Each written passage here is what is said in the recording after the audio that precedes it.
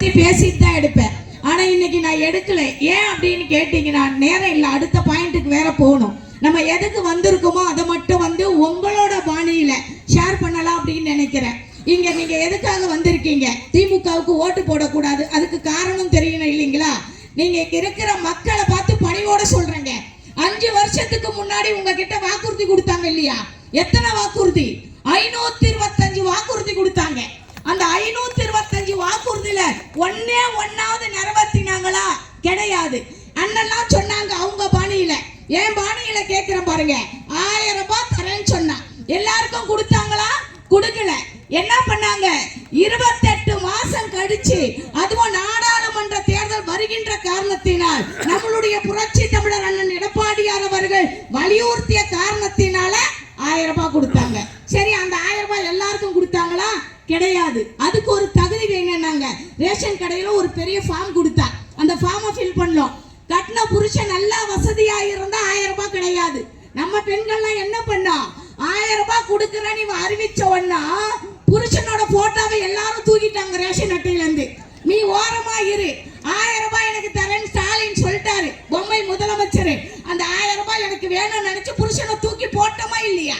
ஆனா 1000 ரூபாய் கொடுத்தாரா? கொடுக்கல. ஆனா அதுக்கு தகுதி வேணும்னாரு. சரிப்பா, என்ன தகுதி வேணும்? புருஷன் நல்ல வேலையில இருந்தா 1000 ரூபாய் இல்ல, சொந்த வீடு வச்சிருந்தா 1000 ரூபாய் இல்ல, கார் வச்சிருந்தா 1000 ரூபாய் இல்ல, பைக் வச்சிருந்தா 1000 ரூபாய் இல்ல. அப்புறம் என்ன மயிருக்கு அறிவிச்சாரு இவர் 1000 ரூபாய் தரேன்? இந்த வார்த்தைக்காக அக்கா மாநில பொதுக்குழு உறுப்பினர் அறிவிச்சாரு, கொடுக்கல. எதுக்காக இத சொல்றேன்னு கேட்டீங்கன்னா, சரி அது போகட்டங்க. 28 மாசம் கழிச்சு பாதி பேர் கொடுத்தாரு. அந்த பாதி பேர்ல கூட பாதி பெண்களுக்கு தேனை நக்க கொடுத்தாரு, பாதி பேருக்கு வேப்பலையை நக்க கொடுத்தாரு. அதையே ஏமாத்திட்டாரா? இப்ப தேர்தல் வருதுன்றதுக்காக என்ன பண்ணாரு? 2 வாரத்துக்கு முன்னாடி எல்லாருக்கும் 5000 போட்டாரு. ஏறிடுச்சா ரமயக்கா? ஏறிடுச்சா?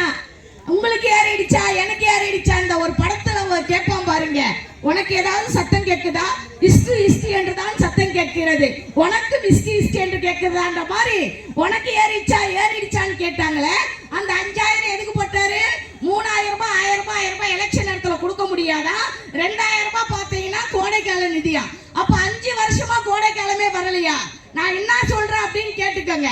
அடுத்த வாக்குறுதி ஒண்ணு கொடுத்தாரு, மத்த மேட்டருக்கு அப்புறமா வருவோம், கொஞ்சமா பேசி முடிச்சுக்கிறானா. அடுத்த மேட்டர் என்னன்னு கேட்டீங்கன்னா, 100 ரூபாய் சிலிண்டருக்கு தரேன்னாரு. 5 வருஷம் முடிச்சிருச்சா? கொடுக்கல. இங்க இருக்கிற பெண்கள் என்ன பண்றீங்க தெரியுங்களா? தேர்தல் நேரத்துல திமுக காரங்க ஓட்டு கேட்க வந்தான்னு வச்சுக்கோங்க, நம்ம ஓட்டு போட மாட்டோம், அது வேற விஷயம். 28 மாசம் 1000 ரூபாய் கொடுக்குறேன்னு ஏமாத்திக்கிற அந்த 1000 ரூபாய் எடுத்து வை. 28 மாசத்துக்கு 28000. ரெண்டாவது கோடைக்கால நிதி 2000 இப்ப கொடுத்த பாரு, 5 வருஷத்துக்கு 2000 நிதி எடுத்து வை. அதுக்கு அடுத்தது நீ சிலிண்டருக்கு 100 ரூபாய் மானியம் தரேன்னு சொல்லி ஏமாத்தின பாரு, 5 வருஷத்துக்கு அதை வச்சுட்டு அதுக்கப்புறம் ஓட்டு கேட்கவா? இல்ல சாணிய கரைச்சி தலையில ஊத்துவன்னு சொல்லணுங்க. என்ன நம்ம எல்லாம் கேனஸ் இருக்கீங்களா? பொம்பளைங்களா? பெண்களா? யோசிச்சு பாருங்க. ஆக 1000 ரூபாய் கொடுக்குற நம்ம எல்லாரையும் ஏமாத்தினாங்க, கொடுக்கல. அதுக்குதான் எங்க அண்ணன் புரட்சி தமிழர் சொன்னாரு, 2026ல அண்ணா திமுக ஆட்சி அமைந்தா நீ என்ன 1000 ரூபாய் கொடுக்குறன்னு ஏமாத்துற, நாங்க குலவிளக்கு திட்டத்தின் மூலமாக 2000 ரூபாய் கொடுப்போம்னு சொன்ன தலைவர் புரட்சி தலைவர் அண்ணன் எடப்பாடியார். சரி, அது போட்ட. ரெண்டாவது ஒண்ணு என்ன தெரியுங்களா? சிலிண்டருக்கு 100 ரூபாய் தரேன்னா கொடுத்தானா? 5 வருஷமா கொடுக்கல. அப்படியே இவன் 100 ரூபாய் கொடுத்தா வருஷத்துக்கு எவ்வளவுங்க? 1200 ரூபாய். 1200 ரூபாயில எத்தனை சிலிண்டர் வாங்க முடியும்? 1 தான் வாங்க முடியும். இப்ப கூட வரும்போது பார்த்துட்டு வந்தேன், சிலிண்டர் விலை எல்லாம் ஏற போகுது. ஏன்னா உலக போர் நடந்துகிட்டு இருக்கு, ஈரான இதுக்கு நடந்துகிட்டு இருக்கனால சிலிண்டர் விலை ஏத்த போறோம். இப்ப நியூஸ், கரண்ட் நியூஸ். அப்ப அடுத்த மாசத்துல இருந்து சிலிண்டர் விலை ஏறிடும். ஆக 100 ரூபாய் தரேன்னு சொல்லிட்டு ஏமாத்தின இந்த கட்சிக்கு முடிவு கட்டி அண்ணா திமுக ஆட்சி அமைந்தா நீ என்ன ஒரு சிலிண்டர் தரது? நாங்க தமிழக மக்களுக்கு அரிசி வாங்கிக்கின்ற ரேஷன் வைத்திருக்கிற அட்டைதாரர்களுக்கு 3 சிலிண்டர் கொடுப்போம் என்று சொன்ன தலைவர் நம்முடைய புரட்சி தமிழர் எடப்பாடியார். அதுக்கு அடுத்து இன்னொரு விஷயம் என்ன தெரியுங்களா? பஸ். ஒரே ஒரு பஸ் விட்டோம், ஓட்ட பஸ். அதுக்கு நம்ம லிப்ஸ்டிக் போட்டிருக்கோம் பாருங்க, பிங்க் கலர்ல. அப்படி பிங்க் கலர் பெயிண்ட் அடிச்ச ஒரு ஓட்ட பஸ். ஈயம் பித்தளை செம்பு பேச்சம்பழம் வாங்குறதோ அம்மா பேச்சம்பழம் அப்படின்ற மாதிரி குடைக்குள் மழை மாதிரி மழை வர நேரத்துல ஃபுல்லும் பஸ் ஃபுல்லும் நனைஞ்சிடுச்சு. இதுல ஒரு காமெடி என்ன தெரியுங்களா? கரகாட்ட கடை படம் பார்த்திருக்கீங்களா? அந்த படத்துல ஒரு காரை தள்ளிட்டு போவான் பாருங்க, செந்திலும் கவுண்டமணியும். இந்த காரை வச்சிருக்கிற சொப்பன சுந்தரி இப்ப யார வச்சிருக்கா அப்படின்னு கேட்பாங்க.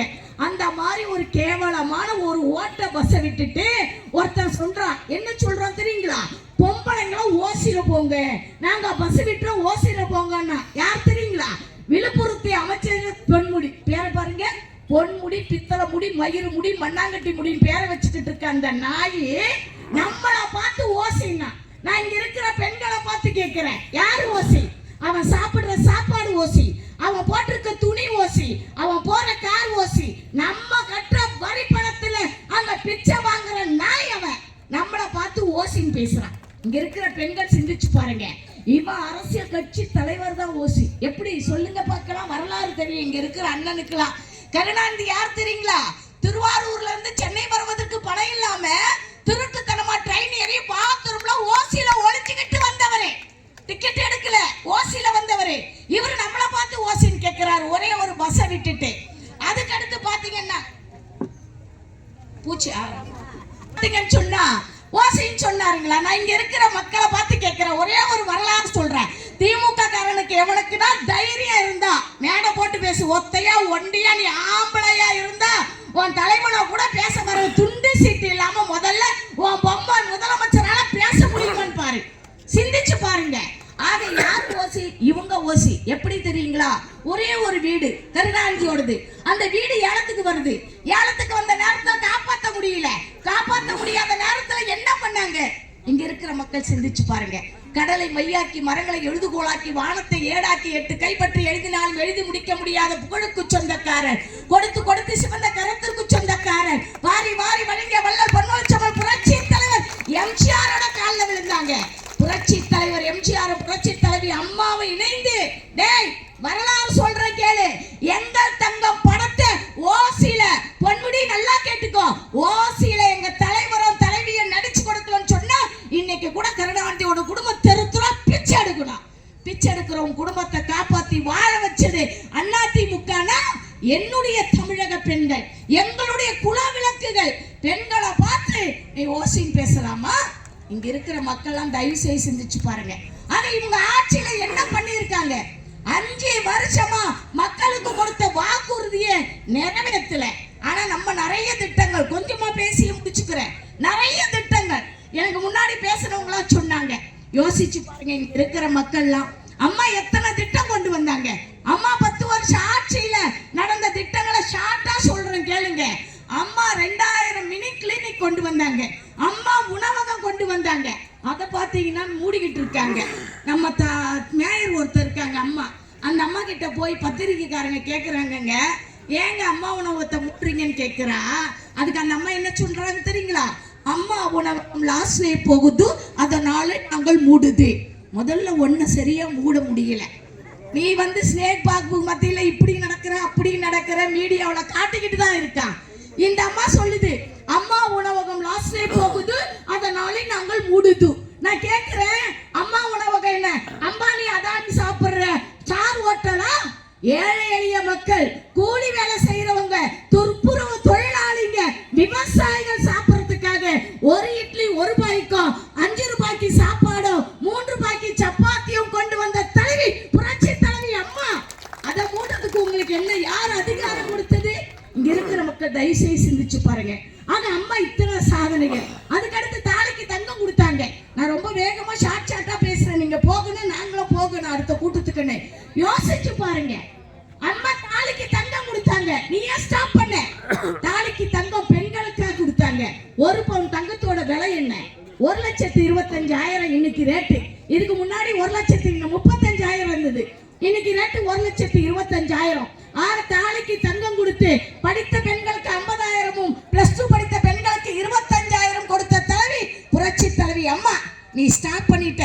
எங்க அண்ணன் புரட்சி தமிழர் சொன்னாரு, அதிமுக ஆட்சி அமைந்தால் 2026ல தாலிக்கு தங்கம் மட்டும் இல்ல, பட்டு வேட்டியும் பட்டு சேலையும் எடுத்து கொடுக்கப்படும் என்று சொன்ன தலைவர் புரட்சி தமிழர் அண்ணன் எடப்பாடியார். பெரியவர்களே. எத்தனை திட்டம் யோசிச்சு பாருங்க. ஏழை எளிய மாணவர்களுக்கு சைக்கிள் கொடுத்தாங்க, ஏழை எளிய மாணவிங்களுக்கு லேப்டாப் கொடுத்தாங்க. இன்னைக்கு பாத்தீங்கன்னா தாலிக்கு தங்கம் மட்டும் கிடையாது. அடுத்த திட்டம் என்ன கொடுத்தாங்க? எனக்கு முன்னாடி பேசின அண்ணன் சொன்ன மாதிரி ஒவ்வொரு பெண்களுக்கும் சீமந்தம் செய்த அழகு பார்த்த கட்சி அதிமுக கட்சி. அதுக்கு அடுத்து என்ன பண்ணாங்க? 18,000 பணம். ஒவ்வொரு கர்ப்பிணி பெண்களுக்கு 18,000